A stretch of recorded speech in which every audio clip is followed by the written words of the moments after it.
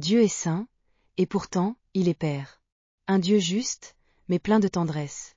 Dans la Bible, sa présence a fait tomber Uza. Et cette même présence a béni Obed-Édom. 2 histoires, un seul Dieu, le Dieu saint, Père d'amour. Dans 1 Chroniques 13, le roi David décide de ramener l'arche de l'Alliance à Jérusalem. C'est un moment historique. L'arche, symbole de la présence de Dieu, revient au centre du peuple.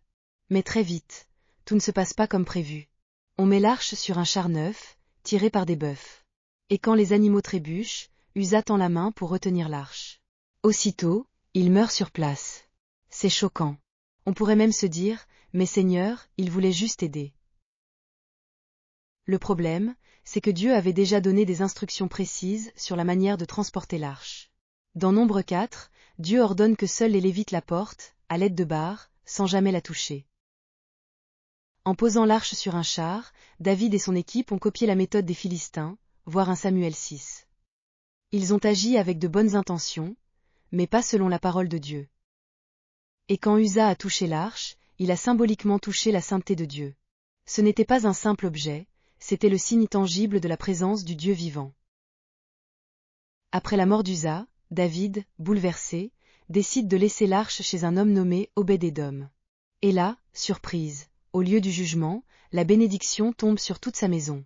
Pendant 3 mois, la présence de Dieu remplit sa maison de vie, de prospérité et de paix.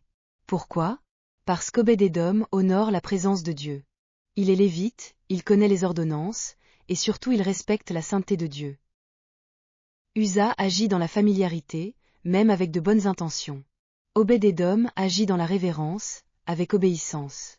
Le même Dieu, la même présence, mais 2 réactions, 2 résultats. Ce qui a entraîné la mort pour un homme a été une source de bénédiction pour un autre. La différence ? L'attitude du cœur, et le respect de la parole de Dieu. L'adoration et le service de Dieu doivent toujours être conformes à sa révélation et à sa parole. Mais attention! Notre Dieu, saint, n'est pas un Dieu dur. Il est amour. C'est même ce que la Bible affirme. Dieu est amour, 1 Jean 4, 8. Son amour est pur, vrai, brûlant. Un amour qui nous attire plus près de lui, dans la vérité. Et en Christ, cet amour a pris un visage. Celui d'un Père plein de compassion et de tendresse.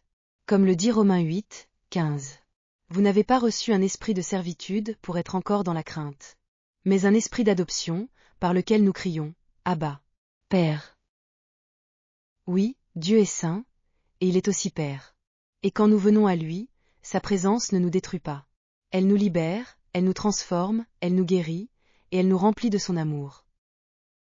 Et cet amour nous conduit à vivre selon le plus grand commandement que Jésus ait donné. Tu aimeras le Seigneur ton Dieu de tout ton cœur, de toute ton âme et de toute ta pensée. Et ton prochain comme toi-même. Matthieu 22, 37 à 39. Aimer Dieu, c'est honorer sa sainteté. Aimer son prochain, c'est refléter sa présence. Quand ces 2 amours se rejoignent, la vie devient un sanctuaire de paix. Et la bénédiction de Dieu se répand tout autour de nous. Comme dans la maison d'Obed-Édom. Que Dieu te bénisse en abondance en Jésus-Christ et que ta lumière brille pour sa gloire. Amen.